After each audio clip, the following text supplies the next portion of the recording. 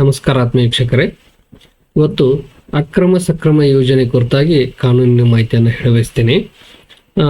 ಈ ಅಕ್ರಮ ಸಕ್ರಮ ಅನ್ನೋದು ವಿಶೇಷವಾಗಿ ಸರ್ಕಾರದ ನೀತಿ ನಿಯಮಗಳನ್ನು ಉಲ್ಲಂಘಿಸಿ, ಬೈಲಾಸ್ಗಳನ್ನು ಉಲ್ಲಂಘಿಸಿ ಕಟ್ಟಡಗಳನ್ನು ಕಟ್ಟುವುದು ಅಥವಾ ಕಾನೂನುಬದ್ಧವಾಗಿ ಅನುಮತಿ ತೆಗೆದುಕೊಂಡಿದ್ದರೂ ಅನುಮತಿಯ ವಿರುದ್ಧವಾಗಿ ಕಟ್ಟಡವನ್ನು ಕಟ್ಟುವುದು ಮತ್ತು ಕೃಷಿ ಭೂಮಿಯಲ್ಲಿ ಮನೆಯನ್ನು ಕಟ್ಟುವುದು, ಅಂದರೆ ಭೂ ಪರಿವರ್ತನೆ ಇಲ್ಲದೆ ಮನೆ ಕಟ್ಟುವುದು, ಈ ರೀತಿ ಹಲವಾರು ನಿಯಮಾವಳಿಗಳನ್ನು ಬೈಲಾಸ್ ಇರ್ಬೋದು ಅಥವಾ ಮುನ್ಸಿಪಲ್ ಕಾರ್ಪೊರೇಷನ್ ಲಾಸ್ ಇರ್ಬೋದು ಅಥವಾ ಟೌನ್ ಆ್ಯಂಡ್ ಕಂಟ್ರಿ ಪ್ಲ್ಯಾನಿಂಗ್ ಕಾಯ್ದೆ ವಿರುದ್ಧ ಇರ್ಬೋದು, ಹೀಗೆ ಕಾನೂನುಗಳನ್ನು ಉಲ್ಲಂಘಿಸಿ ಕಟ್ಟಡಗಳನ್ನು ಕಟ್ಟಿದ್ದಕ್ಕೆ ಈ ಅಕ್ರಮ ಸಕ್ರಮ ಯೋಜನೆ ಅನ್ನೋದನ್ನು ಕರ್ನಾಟಕ ಸರ್ಕಾರ ಜಾರಿಗೆ ತಂದಿತ್ತು.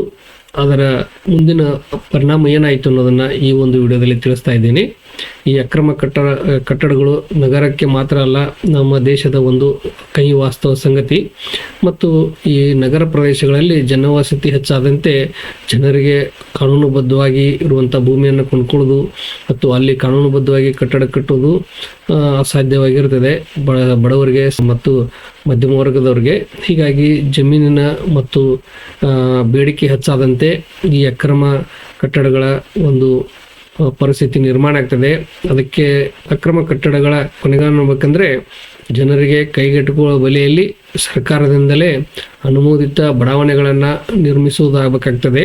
ಆದರೆ ಸರ್ಕಾರವು ತನ್ನ ಆರ್ಥಿಕ ಸ್ಥಿತಿಗೆ ಅನುಗುಣವಾಗಿ ಹೊಸದಾದಂಥ ಲೇಔಟ್ಗಳನ್ನು ಜಾರಿಗೆ ತರದ ಕಾರಣಕ್ಕಾಗಿ ಜನ ತಮಗೆ ತಾವೇ ಅಕ್ರಮ ಲೇಔಟ್ಗಳನ್ನು ಹಾಕುವುದು, ಬಿಲ್ಡರ್ಸ್ಗಳು ಸಹಿತ ಈ ರೀತಿ ಮಾಡುವುದು, ಈ ರೀತಿ ಪರಿಸ್ಥಿತಿ ನಿರ್ಮಾಣ ಆಗಿ ಈ ಅಕ್ರಮ ಬಡಾವಣೆಗಳು ಮತ್ತು ಅಕ್ರಮ ಕಟ್ಟಡಗಳು ನಿರ್ಮಾಣ ಆಗ್ತಾವೆ ಅನ್ನೋದನ್ನು ನಾವು ಕಂಡುಕೊಳ್ತೀವಿ. ಈ ಒಂದು ಸನ್ನಿವೇಶನ ಗಮನದಲ್ಲಿಟ್ಟುಕೊಂಡು ಕರ್ನಾಟಕ ರಾಜ್ಯ ಸರ್ಕಾರ ಅನಧಿಕೃತ ಕಟ್ಟಡ ಮತ್ತು ಲೇಔಟ್ ಯೋಜನೆಗಳನ್ನು ಸಕ್ರಮಗೊಳಿಸುವುದನ್ನು ಖಚಿತಪಡಿಸಿಕೊಳ್ಳಕ್ಕೆ ಅಕ್ರಮ ಸಕ್ರಮ ಯೋಜನೆಯನ್ನು ಜಾರಿಗೆ ತಂತು. ಅದು 2015ರಲ್ಲಿ ಜಾರಿಗೆ ತಂತು.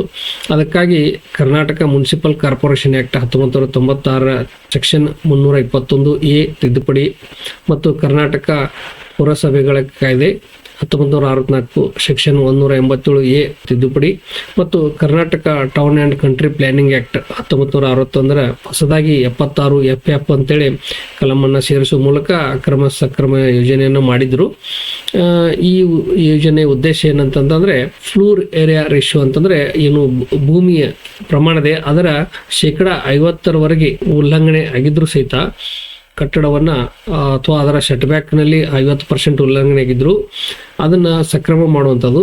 ಮತ್ತು ವಾಣಿಜ್ಯ ಕಟ್ಟಡ ಇದ್ದರೆ ಅಲ್ಲಿ 25% ಉಲ್ಲಂಘನೆ ಆಗಿದ್ದರೆ ಅದನ್ನು ಕ್ರಮಬದ್ಧಗೊಳಿಸಬಹುದು. ಅಂದರೆ ಏನು ನಿಯಮಾವಳಿಗಳಿರ್ತವೆ ಆ ನಿಯಮಾವಳಿಗಳ ಪ್ರಕಾರ ಎಷ್ಟು ಪ್ರಮಾಣದಲ್ಲಿ, ಅಂದರೆ ಭೂಮಿ ಎಷ್ಟಿದೆ, ಅದರ ಮೇಲೆ ಕಟ್ಟಿದ ಕಟ್ಟಡ ಎಷ್ಟಿದೆ, ಅದರಲ್ಲಿ ಉಲ್ಲಂಘನೆ ಎಷ್ಟಾಗಿದೆ, ಸೊ ಅದನ್ನು ಒಂದು ಪ್ರಮಾಣವನ್ನು ಕಂಡುಕೊಂಡಾಗ ಅದು 25% ವಾಣಿಜ್ಯ ಕಟ್ಟಡ ಮತ್ತು 50% ವಸತಿ ಪ್ರದೇಶದ ಏನು ಕಟ್ಟಡ ಇದ್ದರೆ, ಅಂದರೆ ವಾಸ ಯೋಗ್ಯ ಮನೆಯಾಗಿದ್ದರೆ ಅಂಥದನ್ನು ಸಕ್ರಮಗೊಳಿಸುವುದಕ್ಕೆ ಈ ಒಂದು ಕಾಯ್ದೆಯನ್ನು ಮಾಡಿದರು.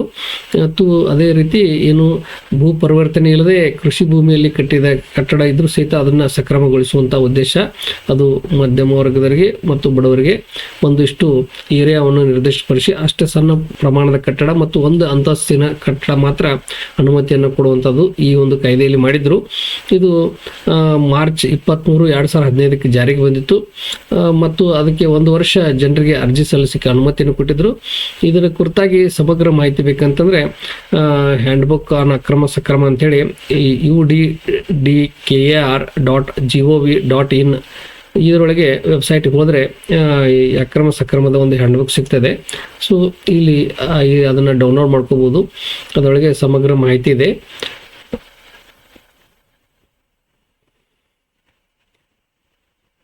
ಸೊ ಈ ರೀತಿ ಇಲ್ಲಿ ಎಲ್ಲ ಸಂಪೂರ್ಣ ವಿವರ ಇದೆ. ಆದರೆ ಈ ಕಾಯ್ದೆಯನ್ನು ಏನು ಸರ್ಕಾರ ಮಾಡಿತು, ಇದರೊಳಗೆ ಮುಖ್ಯವಾಗಿ Karnataka town and country planning act ಮೂಲ ಕಾಯ್ದೆ 1961 ಕಾಯ್ದೆ, ಅದರೊಳಗೆ ಕಲಂ 3ರಲ್ಲಿ ಯಾವ ರೀತಿ ಅನಧಿಕೃತ ಕಟ್ಟಡ ಇದ್ದರೆ ಅವನ್ನ ರೆಗ್ಯುಲರೈಸ್ ಮಾಡಬಹುದು ಅನ್ನೋದನ್ನು, ಮತ್ತು ಯಾವುದು ರೆಗ್ಯುಲರೈಸ್ ಮಾಡೋಕ್ಕೆ ಸಾಧ್ಯ ಇಲ್ಲ ಅನ್ನೋದನ್ನು ಇಲ್ಲಿ ವಿವರ ಕೊಟ್ಟಿದ್ದಾರೆ.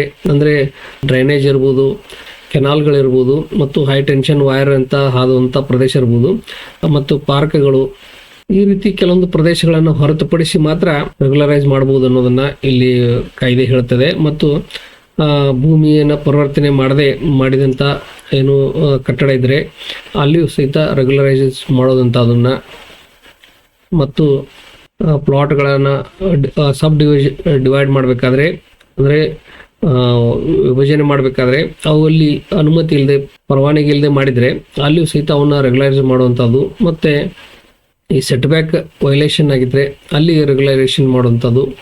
ಮತ್ತು ಭೂಮಿಯ ಏನು ಒಂದು ನಿರ್ದಿಷ್ಟ ಪ್ರದೇಶ ಇರ್ತದೆ ಅದರಲ್ಲಿ ಎಷ್ಟು ಪ್ರದೇಶ ಕಟ್ಟಬೇಕು ಅನ್ನೋದನ್ನ ಇರ್ತದೆ, ಆ ಒಂದು ಏನು ಅನುಪಾತಕ್ಕೆ ಅದು ಉಲ್ಲಂಘನೆ ಆಗಿದ್ರೆ ಅದನ್ನ ರೆಗ್ಯುಲರೈಸ್ ಮಾಡುವಂಥದ್ದು.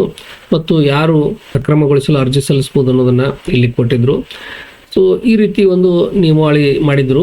ಆದರೆ citizen forum for Mangaluru development ಮತ್ತು ನಮ್ಮ ಬೆಂಗಳೂರು ಫೌಂಡೇಶನ್ ಮತ್ತು ಅದರ ಸಂಸ್ಥಾಪಕರ ಟ್ರಸ್ಟಿ ರಾಜೀವ್ ಚಂದ್ರಶೇಖರ್ ಅವರು ಮುಂತಾದವರು ಈ ಯೋಜನೆ ದೋಷಪೂರಿತವಾಗಿದೆ ಮತ್ತು ಭ್ರಷ್ಟಾಚಾರದ ಸಂಸ್ಕೃತಿಯನ್ನು ಪುರಸ್ಕರಿಸುತ್ತದೆ ಅಂಥೇಳಿ ಅವರು, ಮತ್ತು ಈ ಯೋಜನೆ ಬಿಲ್ಡರ್ ಶ್ರೀಮಂತರು ಮತ್ತು ಬಲಶಾಲಿಗಳಿಗೆ ಶಕ್ತಿಶಾಲಿಗಳಿಗೆ ತಮ್ಮ ಅಕ್ರಮ ಕಟ್ಟಡಗಳನ್ನು ರಕ್ಷಿಸಲು ಅನುಕೂಲವಾಗ್ತದೆ ಅಂಥೇಳಿ ಅವರು PIL ಅನ್ನು ಸಲ್ಲಿಸ್ತಾರೆ. ಅಂದರೆ ಈ ಯೋಜನೆಯನ್ನು ವಿರೋಧಿಸಿ ಅದು ರಿಟ್ ಪಿಟಿಷನ್ ನಂಬರ್ 8895/2015. ಸೊ ಇದರ ಜೊತೆ ಹಲವಾರು ರಿಟ್ ಪಿಟಿಷನ್ಗಳನ್ನು ಹೈಕೋರ್ಟ್ನಲ್ಲಿ ದಾಖಲಾಗ್ತವೆ. ಕರ್ನಾಟಕ ಹೈಕೋರ್ಟ್ ಡಿಸೆಂಬರ್ 13, 2016ರಲ್ಲಿ ತೀರ್ಪನ್ನು ಕೊಟ್ಟು ಈ ಸರ್ಕಾರದ ಯೋಜನೆಯನ್ನು ಎತ್ತಿ ಹಿಡಿದಿತ್ತು ಅನ್ನೋದು ತಾವು ಗಮನಿಸಬೇಕು. ಅಂದರೆ ಈ ಕರ್ನಾಟಕ ಹೈಕೋರ್ಟ್ ತನ್ನ ಒಂದು ತೀರ್ಪಿನಲ್ಲಿ ಹೇಳಿದಂಥ ಮಹತ್ವದ ಅಂಶಗಳನ್ನು ಇಲ್ಲಿ ಹೇಳ್ತಾ ಇದ್ದೀನಿ. ಗೌರವಾನ್ವಿತ ಕರ್ನಾಟಕ ಹೈಕೋರ್ಟ್ ಹೇಳಿದ್ದಂದರೆ, ದಾಖಲೆಯಲ್ಲಿ ಇರಿಸಲಾದ ವಿವರಗಳನ್ನು ಪರಿಶೀಲಿಸಿದ ನಂತರ ನೀರಿನ ಪ್ರವಾಹ ಚರಂಡಿಗಳು, ತೊಟ್ಟೆ ಪ್ರದೇಶಗಳು, ನದಿ ಮಾರ್ಗಗಳು, ಕಾಲುವೆಗಳು, ಹೈ ಟೆನ್ಷನ್ ಎಲೆಕ್ಟ್ರಿಕ್ ಲೈನ್ಗಳು, ಉದ್ಯಾನವನಗಳು, ಆಟದ ಮೈದಾನಗಳು, ನಾಗರಿಕ ಸೌಲಭ್ಯಗಳನ್ನು ಒದಗಿಸಲು ಮುಕ್ತ ಸ್ಥಳ, ಕರಾವಳಿ ನಿಯಂತ್ರಣ ವಲಯಗಳು ಇತ್ಯಾದಿ ಪ್ರದೇಶಗಳಿಗೆ ಸಂಬಂಧಿಸಿದಂತೆ ಯಾವುದೇ ರಾಜಿ ಆಗದಂತೆ, ಅಂದರೆ ಅವುಗಳಿಗೆ ಯಾವುದೇ ಹಾನಿಯಾಗದಂತೆ ನೋಡಿಕೊಳ್ಳಲು ಎಲ್ಲ ಕಾಳಜಿ ಮತ್ತು ಮುನ್ನೆಚ್ಚರಿಕೆ ಕ್ರಮಗಳನ್ನು ಕೈಗೊಳ್ಳಲಾಗಿದೆ ಎಂದು ಕೋರ್ಟಿಗೆ ಮನವರಿಕೆ ಆಗ್ತದೆ. ಮತ್ತು ಬಯಲಾಗಳಿಗೆ ವಿರುದ್ಧವಾಗಿ ನೆಲಮಾಳಿಗೆ ಪ್ರದೇಶದಲ್ಲಿ ಯಾವುದೇ ಅಭಿವೃದ್ಧಿ, ಅಂದರೆ ಬೇಸ್ಮೆಂಟ್ನೊಳಗೆ ಯಾವುದೇ ಕಟ್ಟಡ ಕಟ್ಟಕ್ಕೆ ಅವಕಾಶ ಇಲ್ಲ. ಮತ್ತು ಸ್ಟ್ರಕ್ಚರಲ್ ಇಂಜಿನಿಯರ್ ಅವರಿಂದ ಪ್ರಮಾಣೀಕರಣವನ್ನು ಸಹ ಕಡ್ಡಾಯಗೊಳಿಸಲಾಗಿದೆ. ಅಂದರೆ ಏನು ಸರ್ಕಾರದಿಂದ ನೇಮಿತವಾದಂಥ ಅಧಿಕೃತ ಇಂಜಿನಿಯರ್ಗಳು ಅದನ್ನು ಪರಿಶೀಲಿಸಿ ಒಂದು ಸರ್ಟಿಫೈ ಮಾಡುವಂಥದ್ದನ್ನು ಇಲ್ಲಿ ನಿಯಮ ಮಾಡಿದ್ದಾರೆ. ಮತ್ತು ಇದರಲ್ಲಿ ಮುಖ್ಯವಾಗಿ ಈ ಅಕ್ರಮ ಕಟ್ಟಡಗಳ ವಿಷಯ ಬಂದಾಗ ರಾಜ್ಯಾದ್ಯಂತ 1.5 ಲಕ್ಷ ಅಂದಾಜು ಏನು ಅಕ್ರಮ ಕಟ್ಟಡಗಳು, ಅಂದರೆ ಅವಾಗ 2015ರೊಳಗೆ ಮಾಡಿದಂಥ ಒಂದು ಸರ್ವೆ, ಅದರ ಪ್ರಕಾರ ಅವುಗಳಿಗೆ ಅಷ್ಟು ಏನು ಕಟ್ಟಡಗಳನ್ನು ಅಕ್ರಮವಾಗಿವೆ ಅವನ್ನ ಕೆಡಬೇಕಂತೇಳಿ ತೀರ್ಮಾನ ಮಾಡಿದರೆ ಅದು ರಾಷ್ಟ್ರೀಯ ಹಾನಿ, ಅಂದರೆ ಕೇವಲ ಜನರಿಗೆ ವೈಯಕ್ತಿಕವಾಗಿ ಹಾನಿಯಾಗುವುದಲ್ಲ, ಅದು ದೇಶದ ಹಾನಿ ಅಂತೇಳಿ ಒಂದು ಪರಿಗಣನೆ ಮಾಡಬೇಕಾಗ್ತದೆ. ಮತ್ತು ಅಂಥ ಒಂದು ಕಟ್ಟಡವನ್ನು ಕಟ್ಟಿದಂಥ ಕಟ್ಟಡ ಕೆಡವಿದರೆ ಅವರು ನಿರಾಶ್ರಿತರಾಗ್ತಾರೆ, ಬೀದಿಗೆ ಬರ್ತಾರೆ ಅಂಥೇಳಿ ನ್ಯಾಯಾಲಯ ಒಂದು ಅಭಿಪ್ರಾಯ ಹೇಳ್ತದೆ. ಮತ್ತು ಈ ರೀತಿ ಕಟ್ಟಡವನ್ನು ಕೆಡವಿ ಅವ್ರನ್ನ ಹೊರಗೆ ಹಾಕಿದರೆ ಅವರಿಗೆ ಪರ್ಯಾಯ ವ್ಯವಸ್ಥೆ ಮಾಡುವುದು ಸರ್ಕಾರದ ಹೊಣೆಗಾರಿಕೆ ಆಗ್ತದೆ.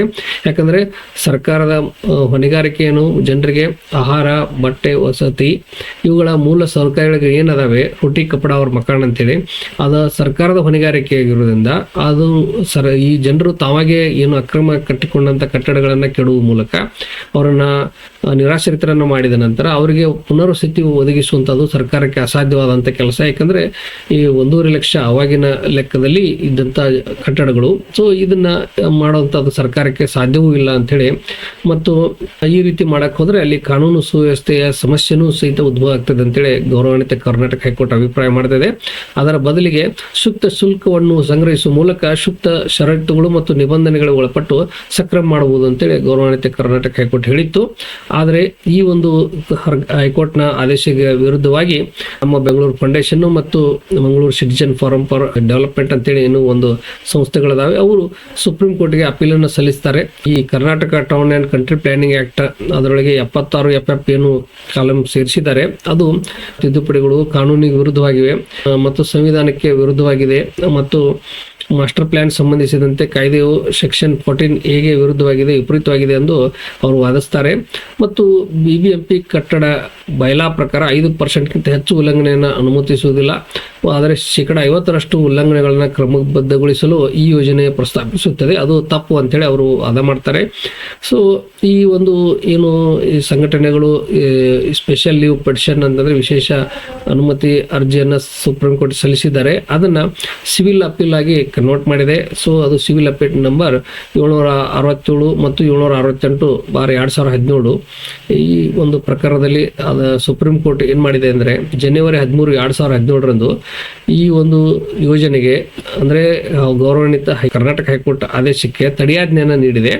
ಹೀಗಾಗಿ ಈ ಒಂದು ಮೇಲ್ಮನವಿಯನ್ನ ನ್ಯಾಯಾಲಯ ಅಂತಿಮವಾಗಿ ವಿಚಾರಣೆ ಮಾಡಿ ತೀರ್ಪು ಕೊಡುವವರೆಗೆ ಈ ಒಂದು ಏನು ಅಕ್ರಮ ಸಕ್ರಮ ಯೋಜನೆ ಇದೆ ಅದು ಸಂಪೂರ್ಣ ತಡೆಯಾಜ್ಞೆ ಆಗಿದೆ. ಹೀಗಾಗಿ ಅಕ್ರಮ ಸಕ್ರಮ ಯೋಜನೆ ಈಗ ಜಾರಿಯಲ್ಲಿಲ್ಲ ಮತ್ತು ಈ ಒಂದು ಯೋಜನೆ ಕುರಿತಾಗಿ ಗೌರವಾನ್ವಿತ ಸುಪ್ರೀಂ ಕೋರ್ಟ್ ಯಾವ ರೀತಿ ತೀರ್ಪನ್ನು ಕೊಡ್ತದೆ ಅನ್ನೋದನ್ನ ಕಾದು ನೋಡಬೇಕು.